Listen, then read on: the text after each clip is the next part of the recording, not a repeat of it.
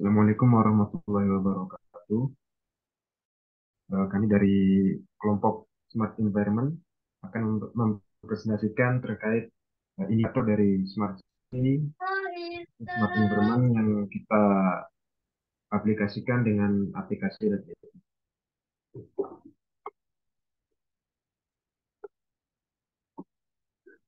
Smart City sendiri itu menurut QHIN itu adalah sebuah kota yang menggunakan informasi dan komunikasi teknologi atau ICT secara pintar dan efisien dalam menggunakan berbagai sumber daya, menghasilkan penghematan biaya dan energi, meningkatkan pelayanan kualitas hidup, serta mengurangi eksternalitas dari lingkungan. Dan semuanya mendukung ke dalam inovasi dan ekonomi yang ramah lingkungan. Sedangkan menurut para ahli lainnya, yaitu Smart City merupakan suatu konsep pengembangan, penerapan, dan implementasi teknologi yang diterapkan di suatu daerah sebagai sebuah interaksi yang kompleks di antara berbagai sistem yang ada di dalamnya.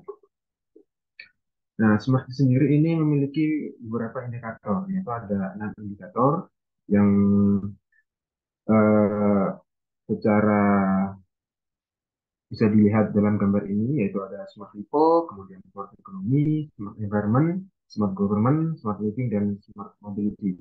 Yang mana pada paparan ini kami akan fokus akan membahas terkait smart environment-nya. Nah, dari smart environment sendiri, yaitu bisa diartikan dalam definisi sebagai lingkungan yang pintar, ataupun lingkungan yang memberikan kenyamanan dan keamanan.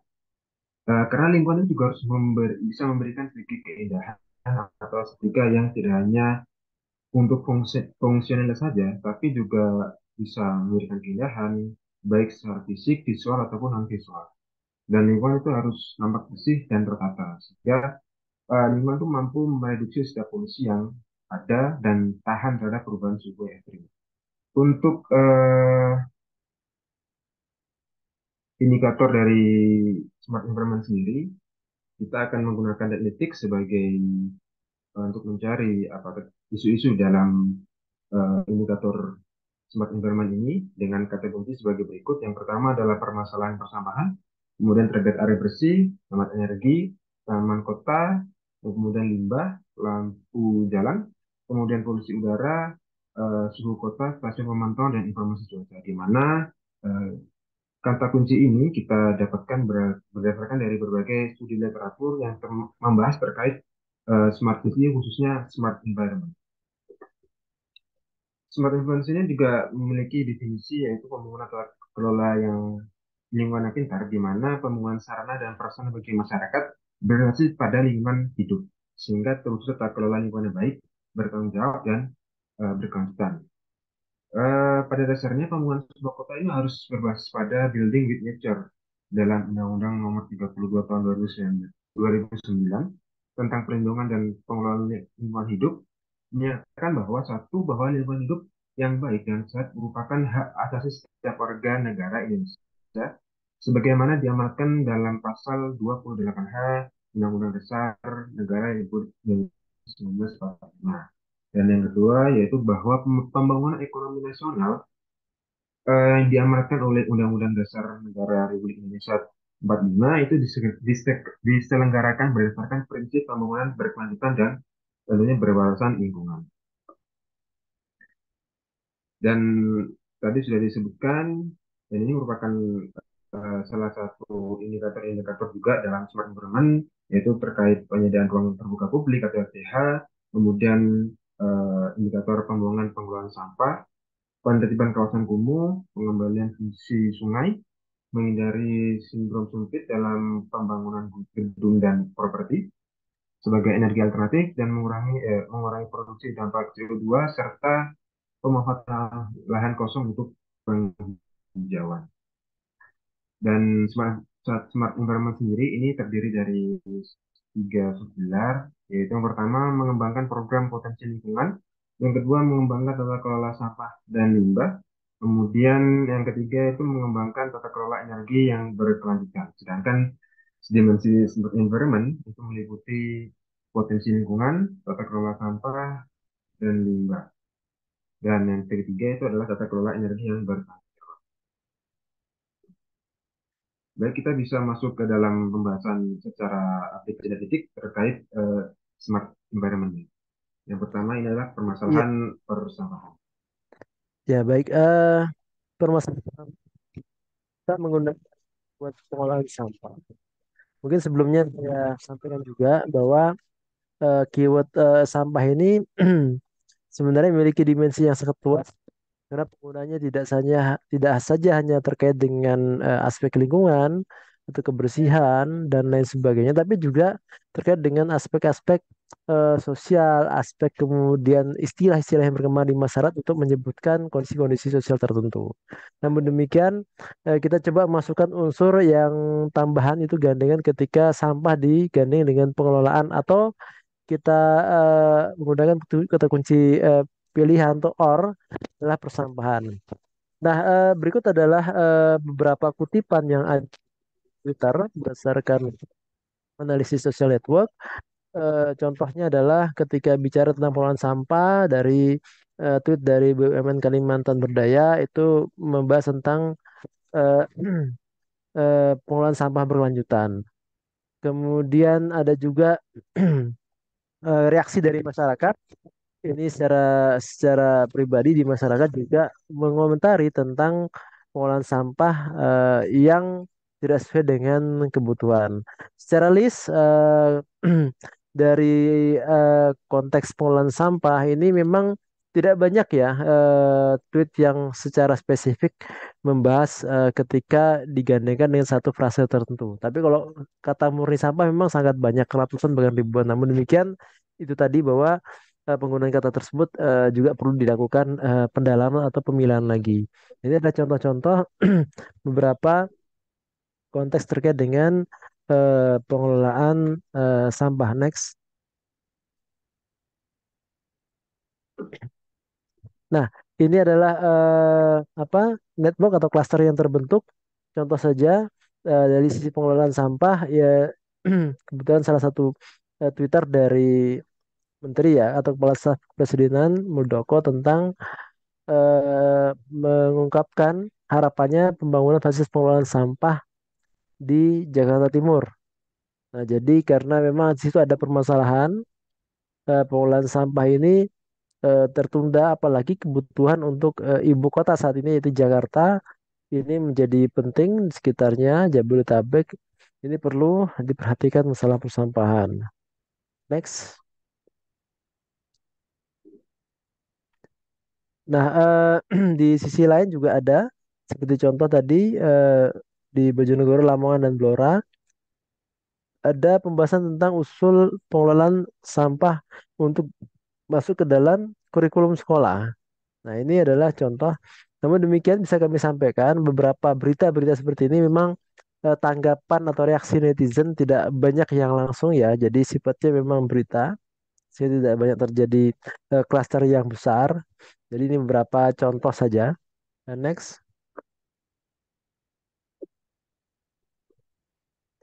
Nah, ini adalah beberapa data tampilan hasil dari visualisasi analisis network sosial. Next saja. Nah, ini kalau kita lihat sumber data, memang kalau kita lihat rinci di diagram atau pie chart sebelah kiri, itu rata-rata ya kalau bicara tentang persampahan secara umum, itu memang akun-akun resmi dari media massa atau pemerintah daerah. Jika bicara tentang persampahan. Tapi kalau menggunakan kata sampah, tentu ini sangat beragam dan bahkan bisa jadi bukan akun-akun resmi yang bicarakan karena sifatnya memang umum, tidak cuma sampah secara literal. Oke, next. Ya, ini adalah beberapa contoh. Saya pikir next saja. Nah, kemudian kita masuk ke permasalahan kedua yaitu air besi. Untuk air besi,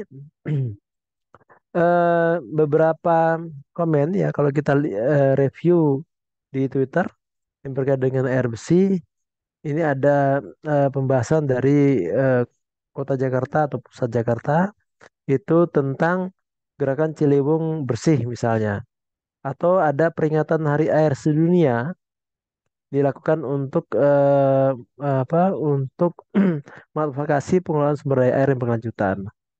Jadi beberapa tweet juga sempat membahas ramai tentang peringatan Hari Air Sedunia. Kemudian juga komentar masyarakat juga ada. Jadi seperti contoh untuk mendapatkan air baru yang bersih ini juga ternyata perlu upaya keras dari masyarakat. Nah, eh, baik saya pikir next. Nah, layar bersih cukup banyak ya tweet yang ada di di media massa, terutama di Twitter dengan social network. Klaster-klaster terbentuk memang banyak yang kalau secara umum klaster yang paling besar terbentuk ini rata-rata terkait air bersih yang sifatnya eh, pandangan atau tanggapan user atau masyarakat terhadap air bersih. Nah, contoh saja eh, kalau sebelah kiri ini contoh yang shorts yang warna pink ini lebih banyak membahas tentang fasilitas perkotaan yang disediakan individu oleh masyarakat dalam menyediakan usaha rumah kos misalnya. Ini adalah salah satu yang kos yang memiliki air bersih atau terjamin air bersihnya adalah sesuatu yang memang paling banyak dicari oleh masyarakat. Dari sisi yang lain juga begitu. Jadi semua mengharapkan kualitas air bersih. Ini kalau secara umum rata-rata yang pasar besar lebih banyak memang individu masyarakat. Next. Nah, kalau yang lain secara yang resmi atau yang terkait dengan gerakan upaya sebagaimana disebut oleh kan kami tadi Dani di awal, yaitu dengan memperhatikan unsur-unsur dan pilar-pilar tertentu terkait dengan pembangunan berkelanjutan, maka juga ada, tapi memang secara besar tidak membentuk pasar yang cukup besar. Jadi, taruh contohnya adalah eh, ini tentang promo pemulihan dan pelindungan hutan untuk membantu memastikan air bersih untuk semua. Next.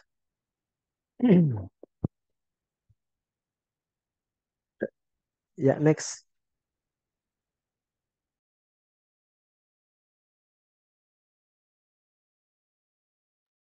Nah, ini contoh Twitter ya yang memang membentuk klaster dan juga akhirnya membuat rantai reaksi dari network sosial. Jadi ini contoh pelayanan ya, pelayanan perusahaan air minum di Jakarta. Next. Nah, ini adalah apa? Post over time dan dataset status air bersih. Kalau total message 724 ini cukup besar dibanding tadi sampah atau persampahan ya. Kalau sampah saja cukup besar juga, tapi ternyata klasternya sangat minim terkait dengan pilar-pilar di atas. Next. Nah, dari juga kelihatan dari data yang muncul yang cukup besar, top 10 poster itu memang ada pribadi-pribadi, ada sedikit apa yang sifatnya memang membahas air bersih atau concern ke situ, yang mungkin official ya, seperti LSM dan lain sebagainya, air kami dan seterusnya. Itu yang muncul. Next, ya ini tadi apa range kita. Tadi kalau contoh sebelah kiri ini yang Najib Bak ini sebenarnya membahas tentang air bersih secara individual di di Malaysia kalau ini. Jadi mungkin kita perlu pilih lagi. Next. Ya. Baik, mungkin bisa dilanjutkan dengan permasalahan limbah. Ya, terima kasih. Berikutnya adalah keyword terkait dengan limbah. Di mana kalau kami melihat dari beberapa hari yang kami ambil datanya di Twitter, itu menyebutkan bahwasannya keyword limbah ini masyarakat itu mengeluhkan terkait dengan limbah pabrik sawit ya, terkait sawit, kemudian ada juga limbah organik seperti ampas buah, sayuran, gula, air gitu. Kemudian juga masyarakat juga menyebutkan di dalam Twitternya terkait dengan limbah kain dan plastik Selain itu juga menyebutkan terkait dengan BPK, terkait dengan apa namanya memantau bagaimana memantau kinerja KLHK terhadap pengelolaan limbah. Berikutnya, ini kalau dilihat dari hasil tangkapan scraping kami di Twitter terkait dengan limbah, ini hanya ada satu klaster terbesar ya. Di sini tertulis itu dari akun Dendi Laksono, di mana dia mentweetkan terkait dengan limbah yang ada di Karimun Jawa.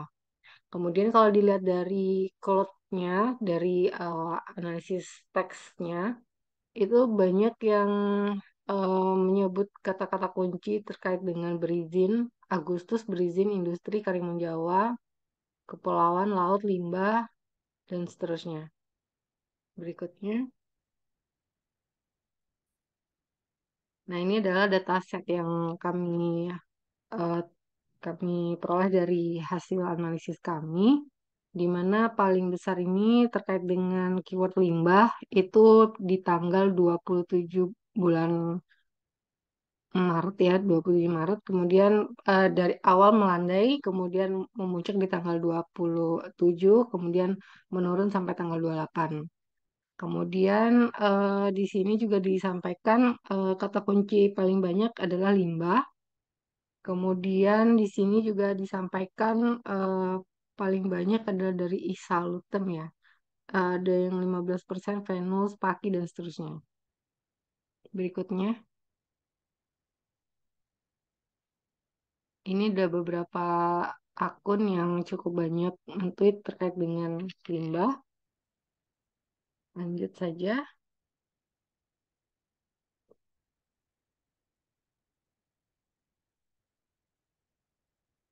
Nextnya.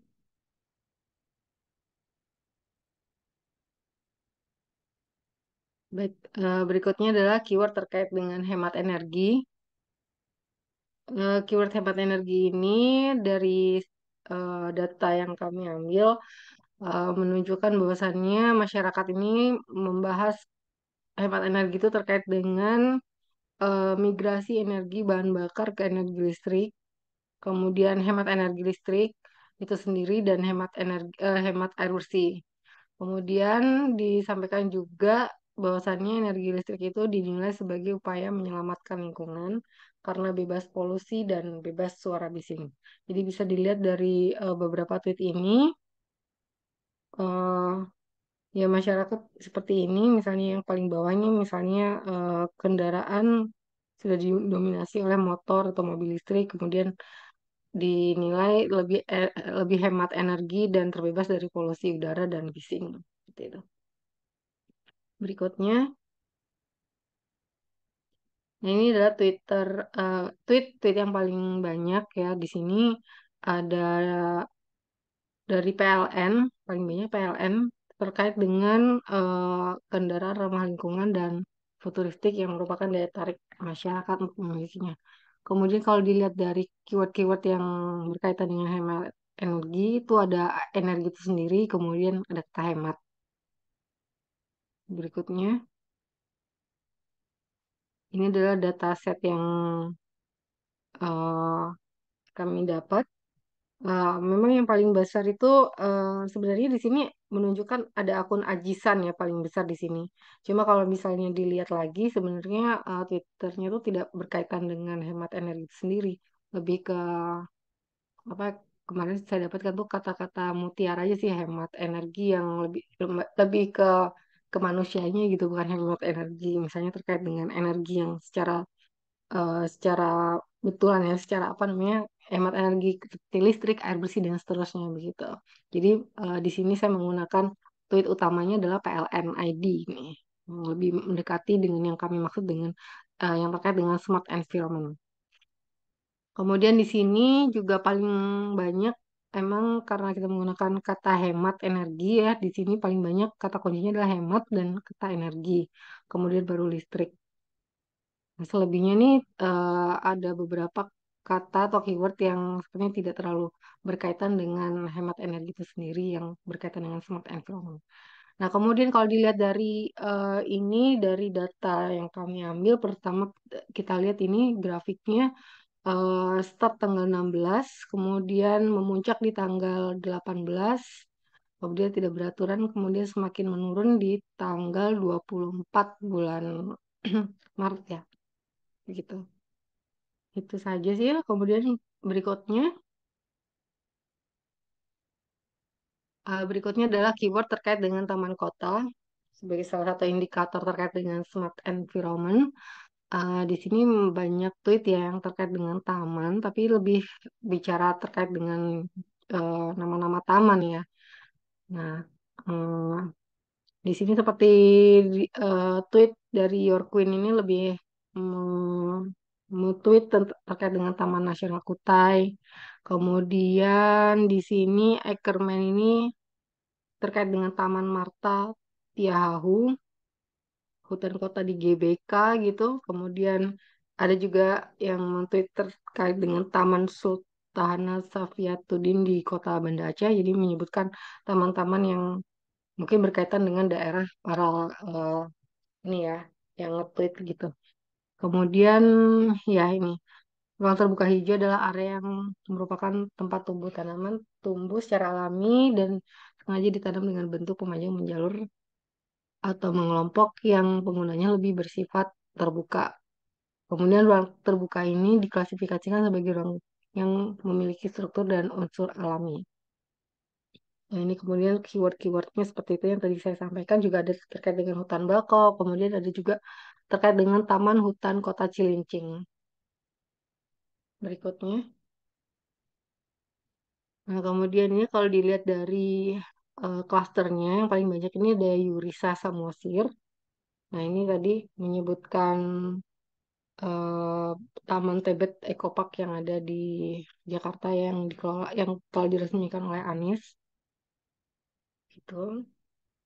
Kemudian, nah ini di cloud-nya ini ada tertulis Anies, Buzzer, Kota, Jakarta, Taman. Jadi nggak tahu ini apakah ada salah satu buzzernya Anies juga. Mungkin ini bisa di kedepannya bisa lebih ini ya dibersihkan ya datanya mana yang apa yang buzzer atau bukan gitu. Selanjutnya, nah kemudian ini adalah dataset yang kami dapatkan. Pertama di tanggal 18 itu starting, kemudian langsung memuncak ya. Memuncak, kemudian melandai dari 18 ke tanggal 20 ini memuncak, kemudian menurun dari tanggal 20 dan seterusnya sampai menurun sampai tanggal 28. Nah, kalau dilihat dari kata kuncinya, yang utama memang adalah taman ya. Taman dan kota ini beriringan ya sama besarnya. Kemudian kemudian Jakarta, warga, Tebet, Anies, Eco Park ini lebih banyak memang membicarakan taman yang ada di Jakarta. Kemudian kalau dilihat dari grafik pie-nya ini paling banyak nih dari Torik Hafiz ya ini. Kemudian selanjutnya,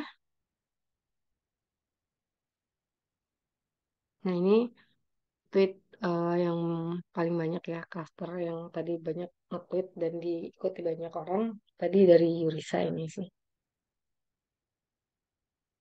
Itu saja sih dari terkait dengan keywordnya.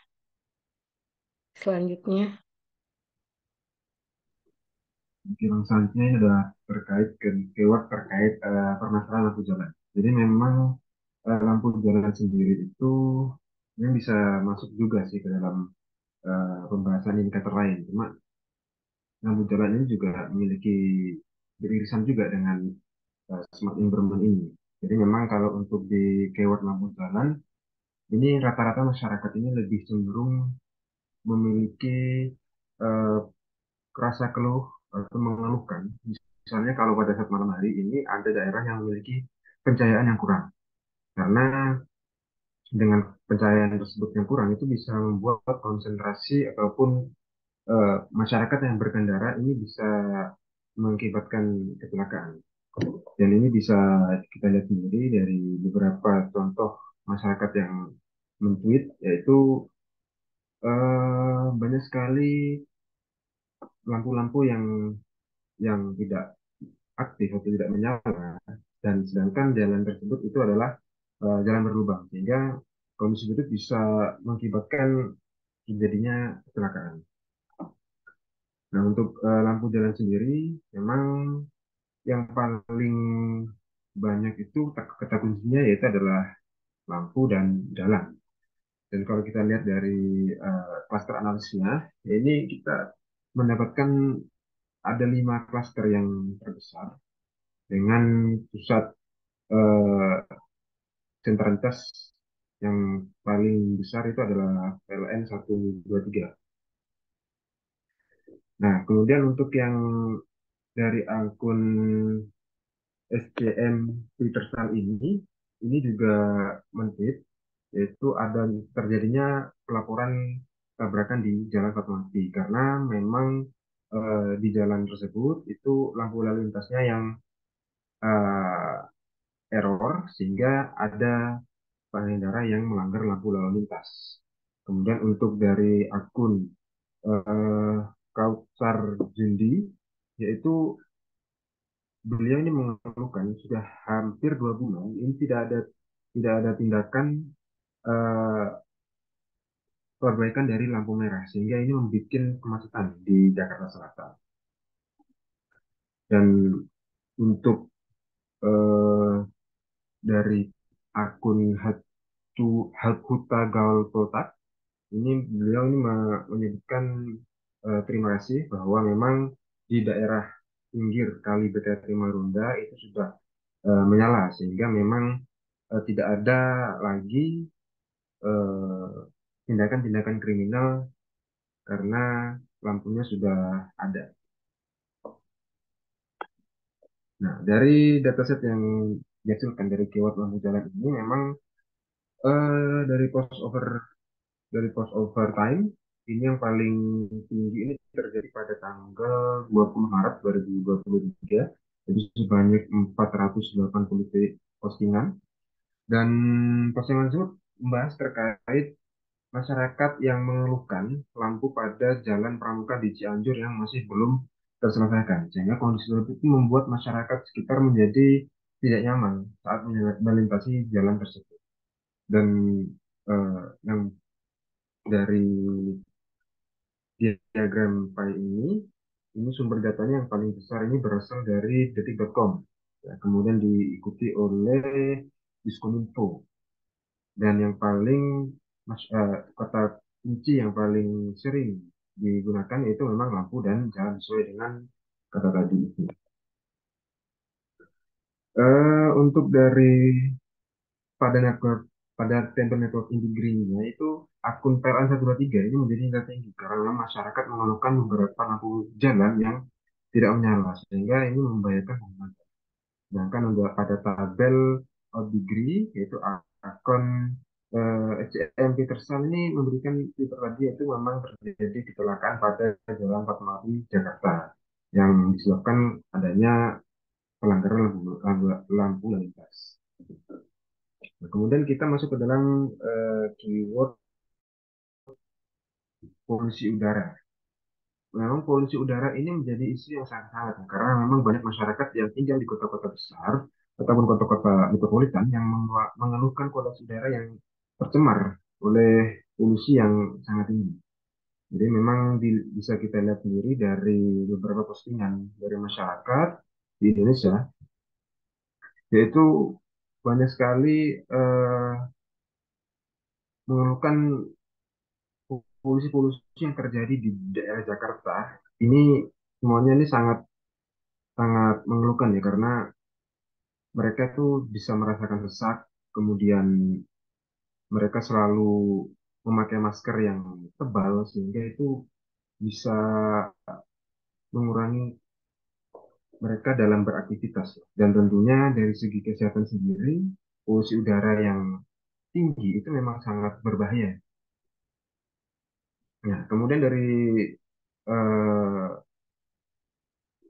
dari klaster ini, dari analisa analitik yang kita lakukan dengan keyword polusi udara, ini terdapat 5 klaster yang terbesar. yaitu ada klaster 1 dengan warna hijau, dan sampailah klaster 5 dengan warna pink.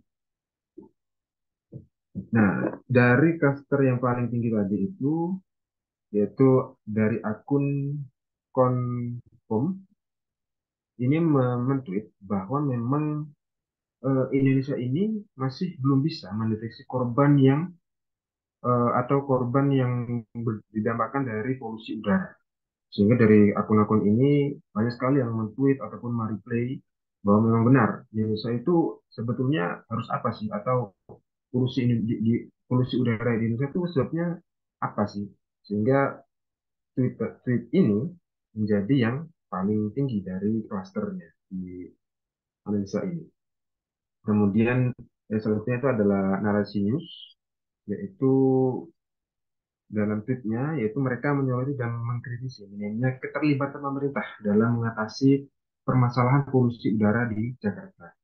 Dan ini salah satunya dalam bentuk jumlah kepemilikan alat ukur yang sangat tidak memadai. Kemudian untuk klaster selanjutnya, yaitu Leonita Sari, dia men-tweet memang pada tahun 2022 Jakarta ini memiliki posisi nomor satu sebagai kota dengan udara yang terburuk mungkin sedunia. Jadi tingkat polusi udara ini yang berada di level yang menantang. Memang kalau kita melihat dari asumsi-asumsi masyarakat, memang ini adalah asumsi-asumsi yang sangat umum, sangat general. Dan memang kalau yang terjadi di detik ini memang akun yang kita dapatkan memang akun-akun yang sangat eh, general, yang dianggap mereka itu merasakan keluh kesah yang sama, sehingga akun ini bisa menjadi sentralitas di cluster ini. Dan yang selanjutnya itu adalah terkait akun PLN ID, ya, yang tadi sudah disebutkan oleh Mbak Eti juga, terkait penggunaan motor yang ramah lingkungan. Jadi motor ini menggunakan motor listrik, sehingga banyak sekali masyarakat yang mendukung bahwa eh, untuk dilakukan perubahan dari penggunaan kendaraan bermotor dengan menggunakan BBM ini bisa dirubah secara perlahan menggunakan kendaraan yang berbasis elektrik, supaya lingkungan ataupun polusi udara di kota-kota besar ini bisa tereduksi. Nah, dari dataset polusi udara sendiri, ini postingan yang tertinggi ini terjadi di tanggal 19 bulan Maret ini, bulan Maret lalu. Kemudian setelah tanggal 19 ini selalu menurun-menurun, dan hingga tanggal 26 ini mencapai di bawah 100 postingan. Dan memang tweet yang menunjukkan polusi ataupun yang tertinggi, yaitu mereka membahas terkait sebetulnya apa sih penyebab polusi yang di Jakarta, yang menyebabkan Jakarta ini sangat tercemar udaranya. Dan memang kalau kita lihat dari beberapa data ini yang paling banyak bersumber dari akun Willy 99. Dan kemudian kata-kata yang paling sering digunakan itu adalah udara dan polusi udara. Nah, dalam tabel network integrity, yaitu akun tadi, Konfom, itu menjadi yang tertinggi karena tweet tersebut memberikan dampak yang besar kepada pengguna Twitter lainnya. Yang dengan tweetnya itu adalah apa sih penyebab polusi udara di Jakarta. Sedangkan tabel Audigree-nya, yaitu akun Anissa, ini memberikan tweet bahwa untuk stop menggunakan barang-barang yang tidak bisa diurai oleh tanah. Kenapa? Karena pada akhirnya jika sampah itu tidak bisa diurai, akhirnya sampah itu akan dibakar dan bisa menyebabkan polusi udara. Kemudian keyword selanjutnya itu adalah terkait permasalahan suhu kota atau pemanasan global. Nah, eh, kita juga permasalahan global ini juga menjadi perhatian penting, khususnya bagi sumber daya yang ada, yaitu air, tanah, udara, agar tetap berkualitas. Kemudian pada pemanasan global ini menyoroti intensitas tornado badai yang sering terjadi, khususnya di Provinsi Riau, ya, sehingga ini menabur 1 ton panas kamu ke atmosfer sehingga terjadinya kelelehan es akibat global warming. Dan upaya-upaya yang dilakukan ini adalah tentu saja menanam pohon ataupun reduksasi untuk mengurangi efek rumah kaca. Nah, untuk kalau pemanasan global sendiri dari akun Netflix yang kita gabungkan dengan Twitter ini memang sedikit yang membahas ya terkait pemanasan global ini. Hanya ada beberapa, mungkin satu klaster yang terlihat sangat besar yaitu klaster yang berwarna merah ini. Dengan keyword yang paling banyak disebut yaitu adalah pemanasan dan global. Nah, Fasa Nugraha sendiri ini memberikan tweet yaitu mereka dia itu mengkritisi ya bahwa rumah-rumah yang ingin memasangkan PLTS di atap ataupun pembangkit listrik tenaga surya ini dipersulit sehingga pelaku usaha PLTS ya, ini mulai berkurang. Sehingga bagaimana kalau kita bisa ingin menciptakan suatu konsep smart city, tapi salah satu bentuk implementasinya ini dipersulit, jadi memang akan menimbulkan efek yang tidak akan terbentuk konsep smart city yang melihat dari indikator smart environment-nya. Karena PLS ini juga salah satu solusi energi yang terbarukan. Nah, kan oleh eh, kementerian ataupun PLN ataupun dari BUMN ini pemasangan PLTS ini menjadi dipersulit. Nah, untuk dataset sendiri, ini kalau untuk pemasangan global ini memang tidak banyak postingannya ya, sehingga memang tidak sampai jumlah yang ratusan. Jadi kalau dari post overtime-nya sendiri ini mengalami fluktuatif ya. Jadi di tanggal 26 ini mencapai 8 postingan, kemudian sebelum-sebelumnya ini juga bisa mencapai postingan 6 yang ditunjukkan pada tanggal 24 dan tanggal 20. Dan yang paling besar sendiri ini sumber datanya berasal dari fakta Google yang ditunjukkan pada tabel pie chart ini. Sedangkan untuk yang kata-kata yang sering muncul itu adalah global yang nomor pertama dan yang kedua itu adalah pemanasan. Sedangkan yang tabel network of degree-nya itu yang paling tinggi ya tadi itu yang Fasan Nugraha yang bahas terkait PLS. Jadi lanjutkan kepada indikator selanjutnya. Selanjutnya yaitu terkait indikator stasiun pemantauan. Pada konsep smart environment, stasiun pemantauan yang meliputi stasiun klimatologi dan stasiun meteorologi menjadi salah satu hal penting untuk memantau perubahan cuaca, perubahan iklim, kualitas udara, titik panas, intensitas hujan, dan lain sebagainya. Berikut merupakan data pembahasan di Twitter terkait stasiun pemantauan berdasarkan hasil pencarian Netliftik. Nah, berdasarkan network analisis terkait stasiun pemantauan terbentuk 5 klaster dengan klaster terbesar yaitu dari DPUS Dataru Jateng. Next. Nah, tweet terkait stasiun pemantauan ini banyak menyoroti tentang intensitas curah hujan yang belakangan cukup tinggi di berbagai wilayah. Lanjut, Mas. Next. Selain itu ada juga pantauan terkait kualitas udara dan titik panas, juga tentang monitoring dan evaluasi musim hujan, serta antisipasi menghadapi musim kemarau. Next. Next. Berikut merupakan tweet yang memposting dan membahas terkait stasiun pemantauan tertinggi pada tanggal 21 Maret 2023, yaitu tentang pantauan kualitas udara dan pantauan titik panas dari stasiun klimatologi Kalbar. Next. Nah, berikut merupakan sumber data terbanyak dari kata kunci stasiun pemantauan ini didapatkan dari Info Iklim Kalbar. Sementara kata kunci yang paling sering muncul yaitu stasiun, klimatologi, dan meteorologi. Lanjut. Nah, eh, tabel network in degree ini menunjukkan ada 4 user yang bahas terkait pantauan cuaca serta monitoring dan evaluasi musim hujan. Sedangkan tabel network out degree dari stasiun pemantauan ini menunjukkan akun DPUS Dataru Jateng paling sering memposting tweet terkait monitoring dan evaluasi musim hujan tahun 2022-2023 serta antisipasi menghadapi musim kemarau tahun 2023. Next. Selanjutnya yaitu terkait kata kunci informasi cuaca.